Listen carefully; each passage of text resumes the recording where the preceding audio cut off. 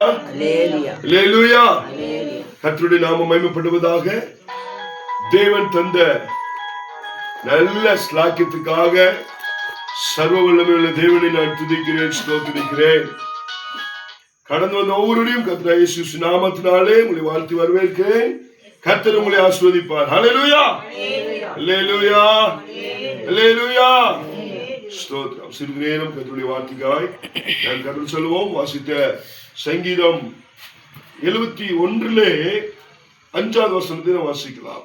கர்த்தராகிய ஆண்டவரே, நீரே என் நோக்கமும், நீரே என்னுடைய நோக்கமும். போதும். அல்லேலூயா. இன்னைக்கு ஆண்டவர் நம்மோடு பேசுகிற காரியம்,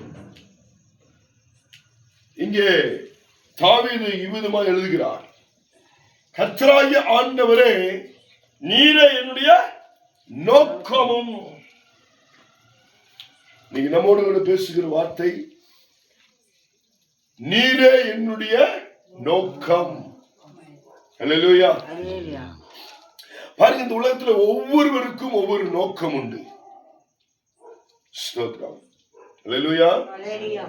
ஒரு ரன்னிங் ரேஸ் ஒருத்தன் ஓடுறான்னு வைங்க,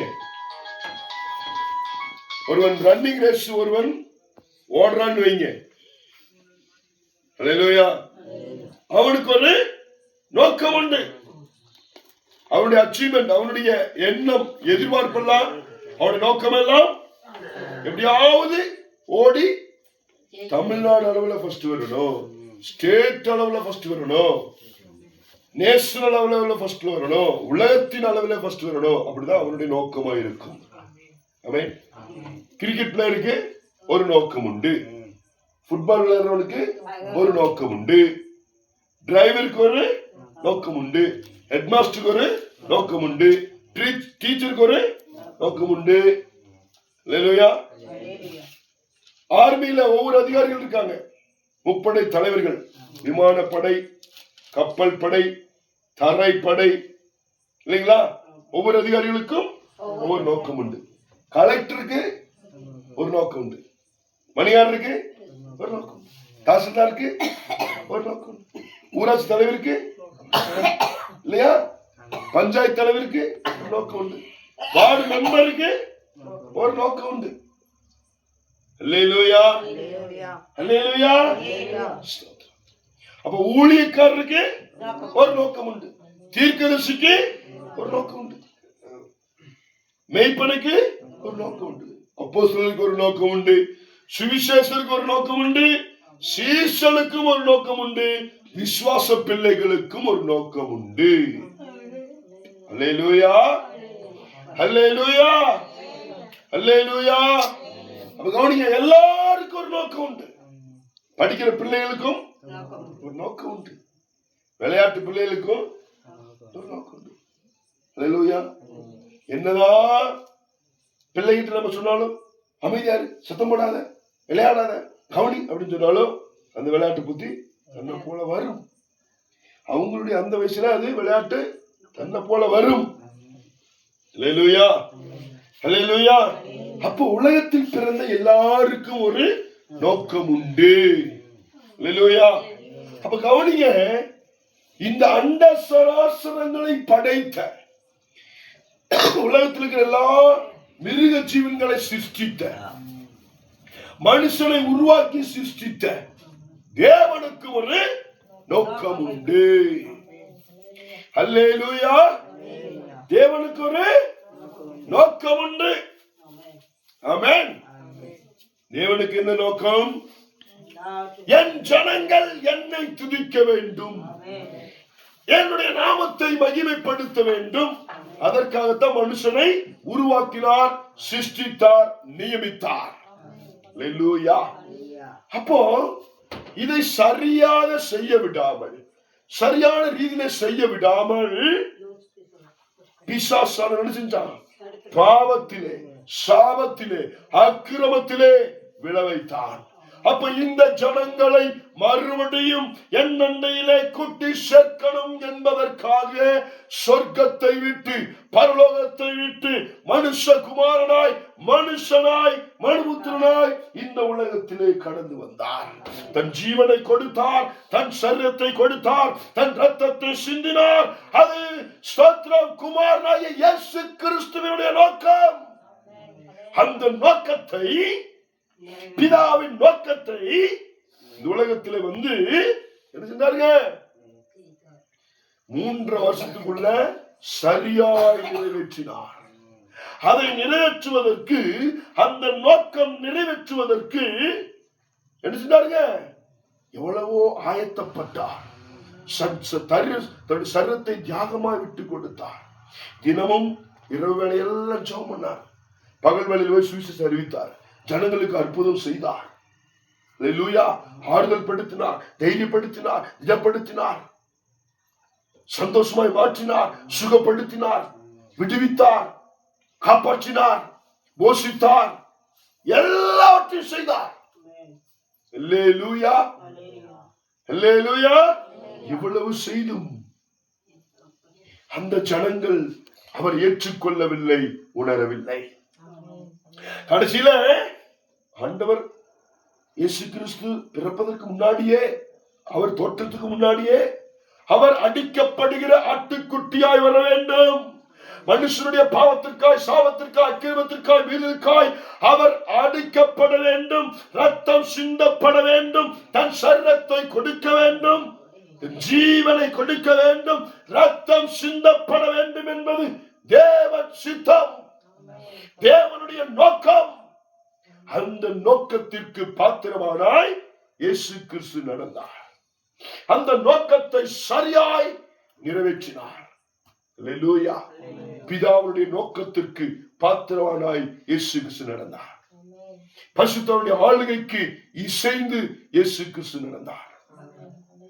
எனக்கு அன்பான தேவனுடைய பிள்ளைகளே, இன்னைக்கு தாவீது சொல்ற மாதிரி நம்மளும் சொல்ல முடியுமா? கர்த்தராகிய ஆண்டவரே, நீரே என்னுடைய நோக்கம். இன்னைக்கு எத்தனை பேர் சொல்ல முடியும்? உண்மையான விசுவாசியானால், உண்மையான தேவனுடைய பிள்ளையானால், உண்மையாய் நீ இயேசுவினுடைய மகன், இயேசுவினுடைய மகளாய் இருந்தால், அல்லேலூயா,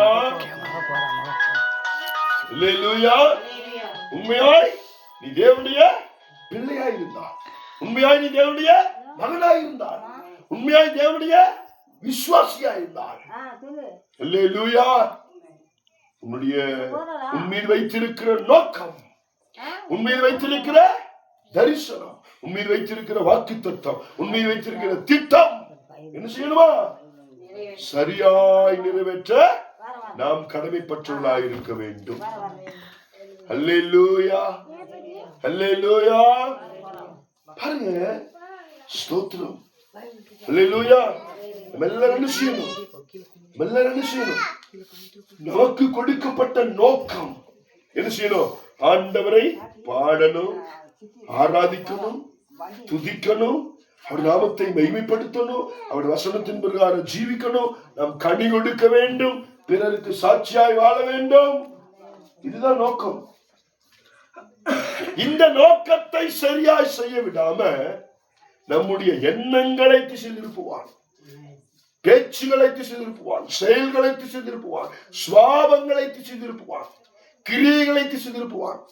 ஆண்டவருக்கு விரோதமா, சொர்க்கத்துக்கு விரோதமா, பரலோகத்துக்கு விரோதமா, பரிசுத்தாவினுக்கு விரோதமா, தேவ நோக்கத்திற்கு விரோதமா நம்முடைய எண்ணம், சிந்தை, பேச்சு, நினைவுகள், யோசனைகள், கிரியைகள், சுவாபங்கள், செயல்கள் எல்லாவற்றையும் திசை திருப்புவான்.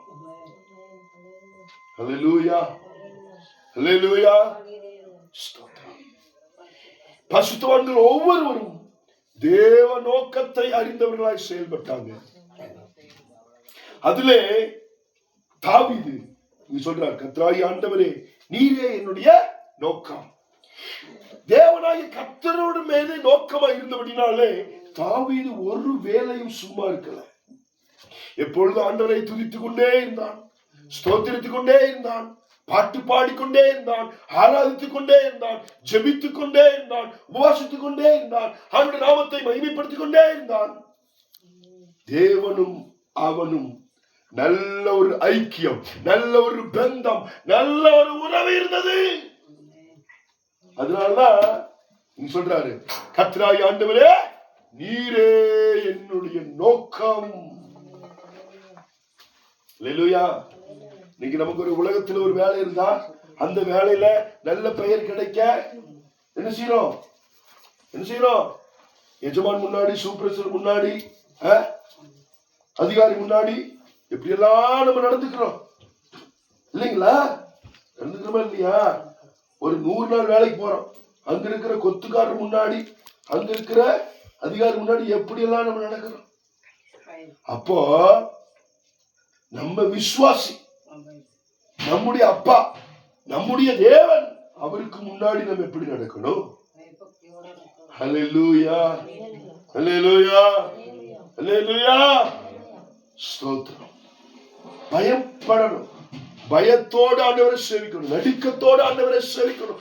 ஆண்டவர் என்னை பார்க்கிறார், ஆண்டவர் என்னை கவனிக்கிறார் என்கிற சிந்தை நமக்கு இருக்கணும். அது இருந்தா போதும், நம்மளும் சொல்ல முடியும் தாவீது போல, கர்த்தராகிய ஆண்டவரே நீரே என்னுடைய நோக்கம். அல்லேலூயா, அல்லேலூயா.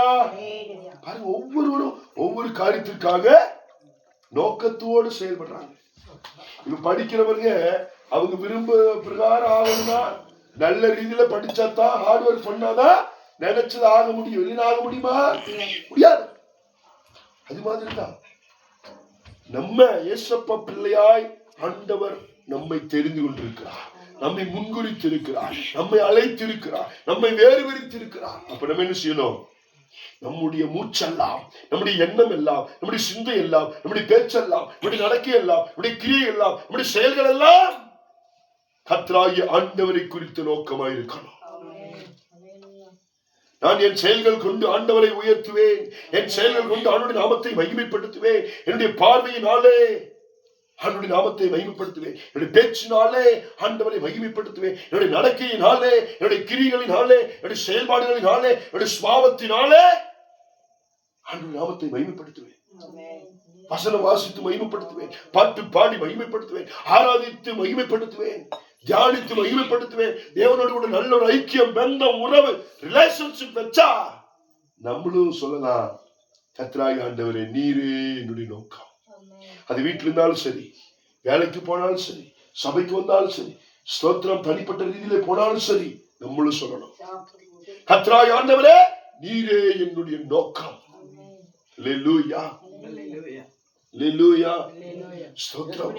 இப்ப இந்த தம்பி திடீர்னு ஸ்தோத்திரம், திடீர்னு இந்த தம்பி ஸ்தோத்திரம், இந்த தம்பி வந்து ஒரு இடத்துக்கு போய் பிரியாணி சாப்பிடணும்னு சொல்லி முடிவெடுக்கிறாருன்னு வைங்க. அல்லேலூயா, ஸ்தோத்திரம். இந்த தம்பி வந்து திடீர்னு ஒரு இடத்துக்கு போய் பிரியாணி சாப்பிடணும்னு முடிவென்றாருன்னு வைங்க இந்த தம்பி. அல்லேலூயா, அல்லேலூயா, ஸ்தோத்திரம். இந்த தம்பி வந்து திடீர்னு போய் ஒரு இடத்துக்கு போய் ஆமென் பிரியாணி சாப்பிடணும்னு முடிவு பண்றாருன்னு வைங்க. மனசுல ஆசைப்பட்டாரு இல்லையா? மனசுல ஆசைப்பட்டாச்சு. அப்ப அந்த ஆசைப்பட்ட காரியம் நிறைவேறுவதற்கு வீட்டுல உமான்பட்டியில் இருக்கிறாங்க, உடுமலையில போய் இன்னைக்கு ஒரு இடத்துல லெக் பீஸோட பிரியாணி சாப்பிடுவோம்னு முடிவு பண்ணிட்டாருன்னு வைங்க. நினைச்ச காரியம் நடக்கும்னா என்னென்னலாம் முயற்சி பண்றாரோ முயற்சி பண்ணி போய் சாப்பிட்டா தான் அது அடங்கும். அப்போ இப்ப அவருடைய நோக்கம் என்ன? லெக் பீஸோட பிரியாணி சாப்பிடணும். அல்லேலூயா. அது மாதிரி நம்முடைய வாழ்க்கையில வருகிற இன்னல்கள், பிரச்சனைகள், கஷ்டங்கள், நெருக்கங்கள், துன்பங்கள், துயரங்கள், பாடுகள், போராட்டங்கள் என்ன வந்தாலும் அதன் மத்தியிலே நாம் ஸ்தோத்திரம் உண்மையாய் ஆண்டவரை தேடினார். அதுதான் ஆண்டவர் மீது உள்ள நோக்கம். அதன் மத்தியில உண்மையா இருக்கணும், அதன் மத்தியில நாம் சகிக்கணும், நம்ம பொறுக்கணும், நம்ம விட்டு கொடுக்கணும், நம்ம மன்னிக்கணும், நம்ம ஆயத்தப்படணும், நம்ம ஜெபிக்கணும், ஆராதிக்கணும், விட்டு கொடுக்கணும், துதிக்கணும், எல்லா காரியங்களையும் ப்ராப்பரா செய்யணும். அதுதான் அப்பேற்பட்ட நபர்கள் தான் சொல்ல முடியும், கர்த்தராகிய ஆண்டவரே நீரே என்னுடைய நோக்கம். இன்னைக்கு நம்முடைய நோக்கம் என்னவா இருக்கிறது? சொர்க்கத்தை குறித்து இருக்கிறதா? தேவனுக்கு உரியதா இருக்கிறதா? தேவனுக்கு பிரியமானதா இருக்கிறதா? தாவீது ஒரு ரோல் மாடலா இருக்கான். சும்மாவே இருக்க மாட்டான். ஏதாவது ஆண்டவருடைய நாமம் மேமிக்கென்று எதையாவது செய்து கொண்டே இருப்பான். இன்னைக்கு நம்ம என்ன செய்யறோம்? நேரத்தை வீணாய் கழிக்கிறோம். வீணா ஊர் சுத்துறோம். இல்லாட்டி வீண் பேச்சு, இல்லாட்டி கேலி செய்யறது, இல்லாட்டி கிண்டல் அடிக்கிறது, இல்லாட்டி ஜாலியா இருக்கணும், இல்லாட்டி ஜாலியா சுத்தணும், இல்லாட்டி நல்லா சாப்பிடணும், இல்லாட்டி நல்லா விளையாடணும், இல்லாட்டி நல்லா செல்லு நோட்டணும், இல்லாட்டி நல்ல டிவி பார்க்கணும், இல்லாட்டி நல்லா தூங்கணும். ஆமென். அல்லேலூயா. இது மாதிரிதான் என்ன செய்யறோம்? அப்ப நம்முடைய தூக்கம், நம்முடைய நோக்கம் எல்லாம் என்ன? தூக்கத்தின் மேல் விருப்பம், சாப்பாட்டின் மேல் விருப்பம், ஊர் சுத்துகிறது மேல் விருப்பம், வேலையின் மேல் விருப்பம், பணத்தின் மேல் விருப்பம், செல்லு மேல விருப்பம். அப்ப நம்முடைய நோக்கம் எல்லாம் இது மேலதான் போகுது, ஆண்டவர் மேல இல்ல.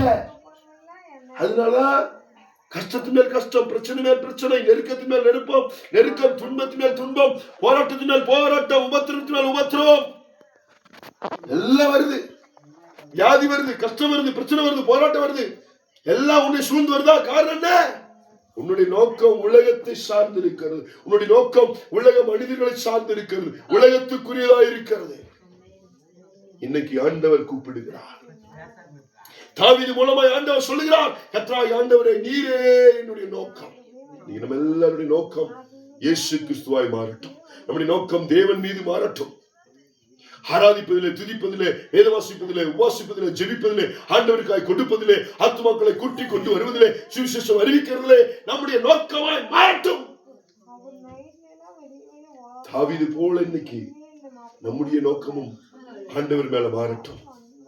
கர்த்தர் நம்மை அளவில்லாமல் ஆசீர்வதிப்பார். எல்லாரும் முழங்கால் படிட்டு விட்டுக் கொடுப்போம். கர்த்தர் வார்த்தைகளால் நம்மை ஆசீர்வதிப்பாராக. ஆமென்.